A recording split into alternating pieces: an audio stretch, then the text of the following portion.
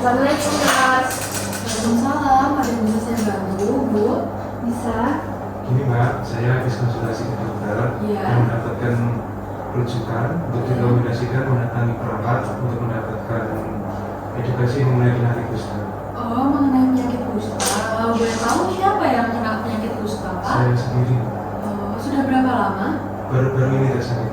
Oh, baik. Kalau boleh saya pinjam data-datanya dulu, Pak, mau saya isi? Ini, Nas. Oh, baik. Dengan Bapak Deva ya? Nah, Perkenalkan, saya perawat Rahel. Di sini saya akan mengedukasi Bapak, Ibu, dan keluarga semuanya terkait kusta. Kalau boleh saya jelaskan sebentar, edukasi ini tujuannya untuk memberikan pemahaman kepada Bapak dan keluarga semuanya agar lebih memahami apa itu penyakit kusta. Untuk kontrak waktunya sendiri selama 10 menit ya Pak Ibu sekalian, apakah ada yang ingin ditanyakan terkait kontrak waktu? Tidak, Nas. Baik, bisa saya mulai ya? Ya.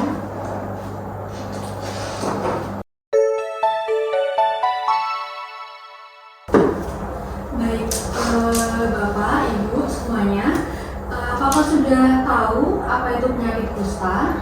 Belum, Sus. Baik, saya jelaskan dulu ya. Ini lembar balik yang akan membantu proses edukasi pada pagi hari ini. Saya jelaskan apa itu penyakit kusta. Penyakit kusta itu penyakit yang menular, Pak Bu, secara menahun yang disebabkan oleh kuman Mycobacterium leprae. Penyakit ini menyerang pada kulit, saraf tepi, dan dapat menyerang jaringan tubuh lainnya kecuali otak.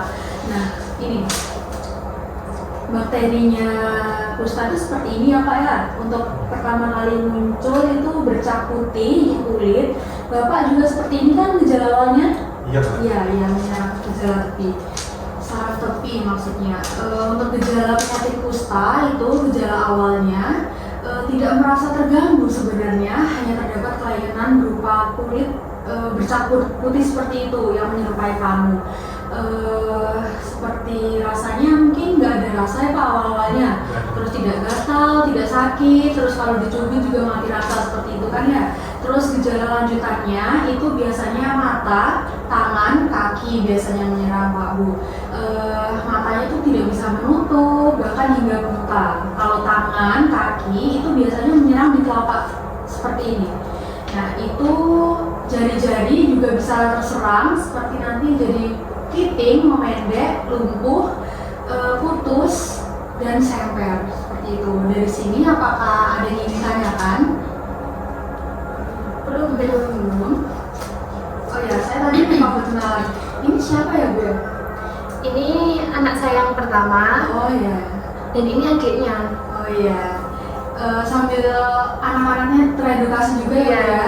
Kemudian bagaimana sih penularan penyakit kusta ini? Pasti Bapak Ibu dan adik-adik sekalian merasa khawatir ya terkena kusta tularan sama bapaknya, tapi jangan khawatir. Nah, untuk penularannya sendiri itu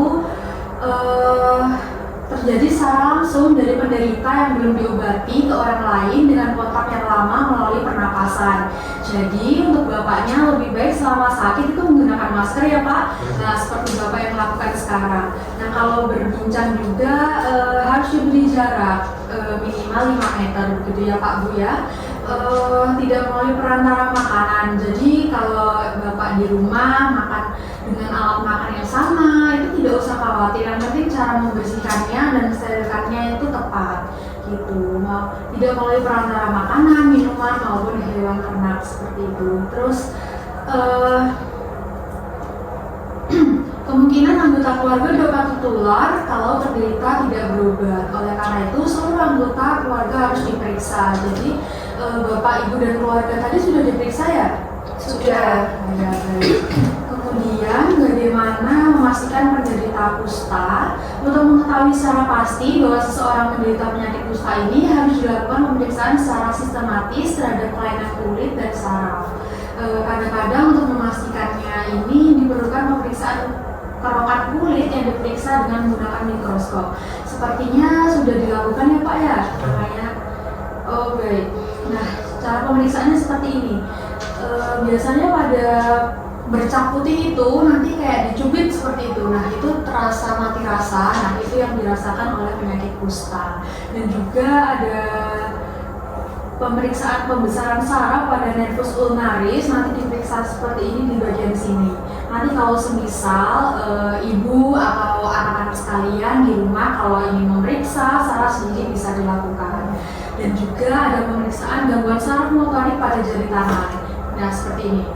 Kalau rasanya kayak kebas, mati rasa kayak gitu, langsung segera periksa ke puskesmas atau rumah sakit gitu ya Pak ya. Kemudian apa aja sih tipe penyakit kusta? Yang pertama itu ada kusta kering Pak Bu sekalian. Kalau tipe kusta kering itu ya sesuai namanya kering gitu ya, bercak mati rasa itu jumlahnya 1-5. Jadi di tubuh bapak ini nanti pasti ditemukan bercak putih seperti itu kurang lebih 1-5. Terus kerusakan saraf tepi itu hanya 1, dan pemeriksaan laboratorium itu biasanya tidak ditemukan kuman atau BTA negatif seperti itu. Nah, bedanya apa sama yang basah? Kalau yang basah tuh seperti ini. Seperti pada gambar Pak Bu sekalian, bercak kemerahan dengan permukaan mengkilap, tidak kering, mati rasa, umumnya tidak jelas seperti ini. Nanti ditemukan pada tubuh pasien yang menderita kusta itu jumlahnya lebih dari 5 dan lebih dari 1 saraf tepi. Nanti pada pemeriksaan laboratorium juga ditemukan kuman yaitu BTA positif. Tadi apakah sudah mendapatkan obat Pak? Sudah Pak. Oh, sudah. Nah, obatnya itu namanya MDT Pak Bu sekalian. Jadi nanti saya harap ibu sebagai istri dan anak-anak nanti saling mengingatkan ya terhadap bapaknya untuk rutin minum obat setiap harinya. Nanti setiap bulannya juga datang ke puskesmas atau rumah sakit untuk mendapatkan obat baru setiap bulannya. Nah, obatnya itu namanya MDT Pak Bu sekalian. Mungkin tadi dijelaskan sekilas ya sama dokternya. MDT itu multi drug terapi, pengobatan lebih dari 1 macam obat. Jadi di dalam obat ini seperti pada gambar Pak Bu sekalian, ini tuh ada lebih dari 1 jenis obat. Nah, kombinasi obat dalam blister MDT itu tergantung dari tipe kustanya. Tipe MB itu harus minum obat 3 macam dan waktu lebih lama. Nah, kalau yang tipe MB yang seperti ini, obat MB dewasa ini harus diminum sebanyak 12 blister seperti itu. Kalau tipe PB, obat harus diminum sebanyak 6 blister. Nah, untuk macam blister MDT-nya sendiri itu ada 4. Ada PB anak, PB dewasa, MB anak, MB tidak dewasa. Semoga yang hanya minum obat itu hanya bapaknya saja ya. Dalam artian tidak tertular seperti itu. Nah, untuk dosis pertama itu harus diminum di puskesmas. Jadi nanti mungkin setelah ini, setelah bapak keluar dari ruangan ini, nanti akan diarahkan untuk minum obat di hadapan perawatnya, gitu ya kan. Untuk selanjutnya itu nanti bisa dipantau melalui keluarga seperti itu. Nah, nanti minum obatnya juga di balik kemasan ini Pak Bu sekalian, itu nanti ada anak panah. Nah, nanti minum obatnya sesuai anak panahnya tersebut. Jadi ada urut-urutannya gitu. Sampai sini ada yang ingin ditanyakan? Belum. Kemudian ada efek samping obat MDT. Nah, efek sampingnya tuh seperti ini Pak Bu. Kalau yang ringan itu kulit menjadi coklat gelap. Jadi jangan takut ya nanti kalau suaminya kulitnya menggelap, hitam seperti itu, karena itu efek samping dari obat. Jadi itu termasuk ringan. Dan mungkin juga buat bapaknya sendiri nanti kalau urinnya berwarna kemerahan itu jangan kayak khawatir, panik, penyakit apa lagi ini. Nah, itu ternyata efek samping ringan dari minum obat MDT ini. Tapi perlu diketahui kalau ada efek samping seperti itu jangan dihentikan obatnya Pak. Nah, tetap diminum sampai habis, sampai sembuh begitu. Nanti efek samping ini akan hilang setelah pengobatan selesai. Nah, kalau efek samping yang berat itu seperti apa sih? Nah, kulitnya itu nanti melepuh Pak Bu sekalian.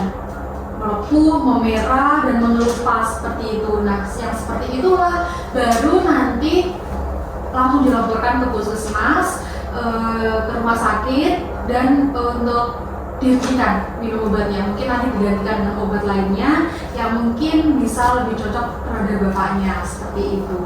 Nah, terus mungkin Bapak Ibu sekalian, mungkin anak-anak bertanya nih, apa akibat bila tidak berobat dini atau teratur? Saya sangat mengapresiasi Bapak dan Ibu sudah sangat aware ya terhadap kesehatan dan tanda-tanda dini penyakit kusta.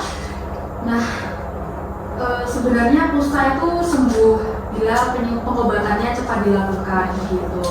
Nah, jadi kuman kusta itu akan tumbuh berkembang lebih banyak sehingga akan merusak saraf dan timbul kecacatan kalau terlambat pengobatan gitu. Nah, cacat kusta ini terjadi karena penderita terlambat ditemukan sehingga terlambat diobati. Jika timbul kecacatan, penderita akan mengalami kesulitan melakukan kegiatan sehari-hari termasuk sekolah dan bekerja gitu. Nah, cacat kusta ini tidak hanya akibat kuman kusta yang menyerang saraf tepi saja, tapi juga bisa akibat trauma atau luka di tangan atau kaki yang mati rasa begitu. Bagaimana mencegah kecacatan? Cara mencegah kecacatan itu segera berobat ke puskesmas atau ke rumah sakit. Jadi ibu, untuk anak-anak sekalian jangan jangan ragu, jangan sungkan untuk bolak-balik ke rumah sakit untuk konsultasi untuk kesembuhan bapaknya gitu. Dan jangan lupa diingatkan untuk minum obat kusta secara teratur, sesuai aturan dan kontrol ke petugas kesehatan setiap sebulan sekali. Nah, kalau bila timbul luka, segera minta pertolongan ke petugas kesehatan gitu ya. Untuk bagaimana cara mencegah agar cacat tidak bertambah berat, ini ada prinsip 3M. Ada yang tahu nggak 3M itu apa? Enggak tahu. Ya, 3M itu memeriksa, melindungi, dan merawat diri. Nah, seperti saya sebutkan sebelumnya, itu yang diserang itu kebanyakan mata, tangan, dan kaki. Ya, benar sekali. Nah, memeriksa rutin ya untuk memeriksa mata. Jadi ibu, anak-anak bisa rutin juga memeriksa juga bapak dan suaminya untuk mata, tangan, dan kaki, dan juga melindungi. Jadi bapak selain pakai masker, kalau di luar ruangan itu bisa pakai kacamata juga ya Pak ya. Terus kemudian kalau bekerja atau sering memegang suatu barang kayak gitu bisa menggunakan sarung tangan. Sarung tangannya bukan sarung tangan yang plastik atau apa saja, yang kain gitu. Dan juga pakai alas kaki berupa sandal. Kemudian merawat diri dengan cara merendam, menggosok, dan menggunakan batu apung dan mengoles minyak kelapa. Untuk menggosoknya jangan keras-keras gitu ya, nanti menyebabkan iritasi. Pelan-pelan saja, dan juga mengoleskan menggunakan minyak kelapa. Dan juga kapan sih pasien harus periksa? Saya ulangi lagi, kapan sih kita harus periksa Pak Bu? Kapan? Secepatnya. Satu bulan sekali. Harus periksa ulang itu 1 bulan sekali ya. Iya. Nggak apa-apa. 1 bulan sekali ya, bisa di puskesmas atau di rumah sakit untuk mengambil obat dan memeriksakan diri secara teratur agar dapat mengetahui kemajuan pengobatan dan mencegah menghindarinya timbulnya kecacatan. Nah, setiap saat juga bila terjadi tanda-tanda lain itu perlu diwaspadai ya Pak Bu ya. Terus apa yang harus diwaspadai? Nah, bisa dipantau ya untuk keluarga bila bercak bertambah merah, tebal, disertai demam di tubuh bapaknya. Juga ada timbul benjolan atau nodul seperti ini. Ya baik. Terus kulit penderita yang sedang pengobatan menjadi gatal, melepuh, dan mengupas seperti itu. Nah, itu tadi termasuk juga dalam efek samping obat dalam fase berat. Nah, itu harus segera ditangani ke puskesmas atau rumah sakit begitu. Terus kemudian di mana sih kita harus melakukan pengobatan penyakit kusta? Di mana? Ada yang ingat? Di rumah sakit. Dan di Puskesmas. ya, benar sekali. Dan perlu diketahui Bapak Ibu sekalian, pengobatan kusta itu gratis, jadi jangan khawatir untuk biaya kusta ini penyakitnya menular, yang ini mahal, pastinya tidak. Pengobatan kusta itu gratis ya Bapak Ibu sekalian, jadi untuk minta obat atau pemeriksaan setiap bulannya itu jangan khawatir untuk mengeluarkan biaya tambahan seperti itu.